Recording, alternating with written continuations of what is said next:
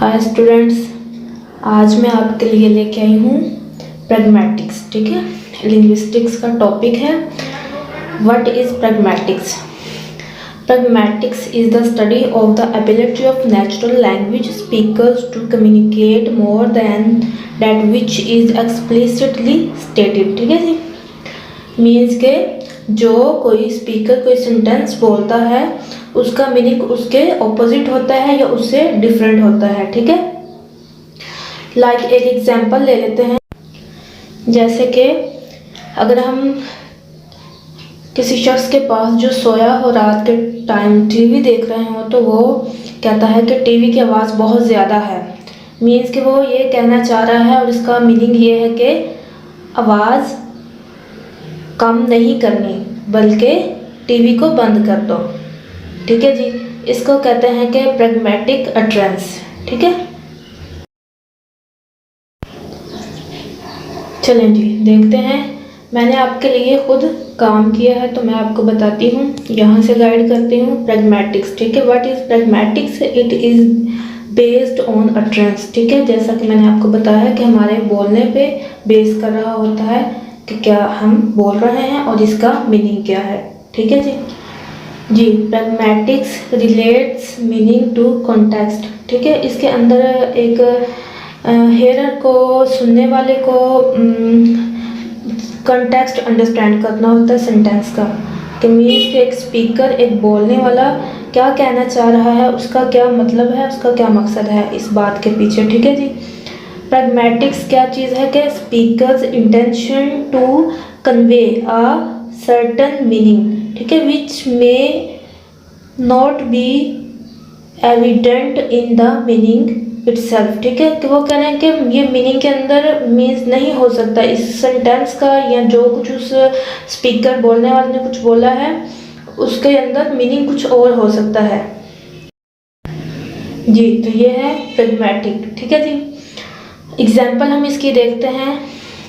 Theirs a fly in my soup. ठीक है, एक स्पीकर कह रहा है कि मेरी सूप के अंदर, मीन्स कि उसकी सूप के अंदर फ्लाई है। उसका मतलब ये नहीं है कि जस्ट मतलब उसकी सूप के अंदर फ्लाई है, बल्कि वो कंप्लेन कर रहा है। ठीक है, वो कंप्लेन ये कर रहा है कि मीन्स जिसने उसे ऑफ़र किया या जिसने दी है उसने देखा नहीं, ध्यान नहीं किया, ख्याल नहीं किया। ठीक है, तो वो उसको कंप्लेन कर रहा है कि वो सूप अब पीने लायक नहीं रही, वो नहीं पिए। सेंटेंस और utterance contains the meaning of complaint. ठीक है जी, कहते हैं कि द हेयर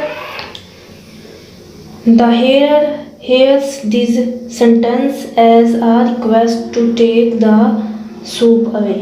ठीक है जी,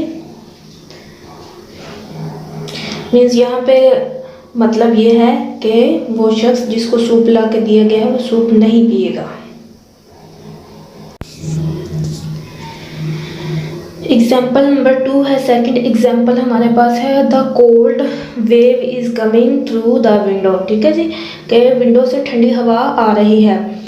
द सेंस ऑफ रिक्वेस्ट। ठीक है, यहाँ पे किस चीज़ की सेंस बन रही है? रिक्वेस्ट करने की। To shut the window. ठीक है, जो भी कोई कह रहा है कि विंडो में से ठंडी हवा आ रही है, उसका ये मतलब नहीं है कि जस्ट विंडो में से ठंडी हवा आ रही है, बल्कि कहने का मतलब उसका कुछ और है। ठीक है, और इसको कहते हैं प्रैग्मैटिक। ठीक है, प्रैग्मैटिक अटरेंस। ठीक है, आप जो बोल रहे हैं वो सेम एज इट इज़ नहीं, बल्कि उसमें मीनिंग कुछ और है। मीन्स जो आप बोल रहे हैं मीनिंग उसके ऑपोजिट है, डिफरेंट है। ठीक है, तो वो कहना ये चाह रहा है कि विंडो को बंद करो। ठीक है, रिक्वेस्ट कर रहे हैं जी। कहते आगे है द प्रैग्मैटिक एक्सप्रेशन में not have the meaning what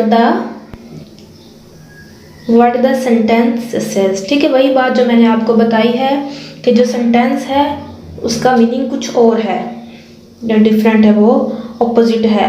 ठीक है, सेंटेंस के मीनिंग ऑपोजिट है। एग्जाम्पल नंबर 3 है जी, तो इसमें क्या कह रहे हैं? माई मिल्क हैज़ बीन कोल्ड। ठीक है, मतलब ये नहीं है कि दूध ठंडा हो गया है, बल्कि ये है the meaning of a pragmatic utterance is quite different और opposite to what the speaker means. कह रहे हैं कि this sentence expresses speaker's complaint. फिर वो कंप्लेंट की ही बात आ गई है के सेंस कुछ और है। माई मिल्क हैज़ बीन कोल्ड, नहीं, इसकी सेंटेंस के अंदर ये है कि दूध अब ठंडा हो चुका है, लिहाजा जिसे दूध दिया गया है ठंडा वो नहीं पिएगा। अगेन इसको गर्म किया जाए या इसको वापस ले जाया जाए, ये कहने का मतलब है। ठीक है जी, तो ये है आज का हमारा टॉपिक जो मैंने लिंग्विस्टिक्स से उठाया था कि प्रैग्मेटिक, व्हाट इज़ प्रैग्मेटिक। ठीक है, कि होता क्या है। Thanks for watching. लाइक करें, सब्सक्राइब करें एंड शेयर करें।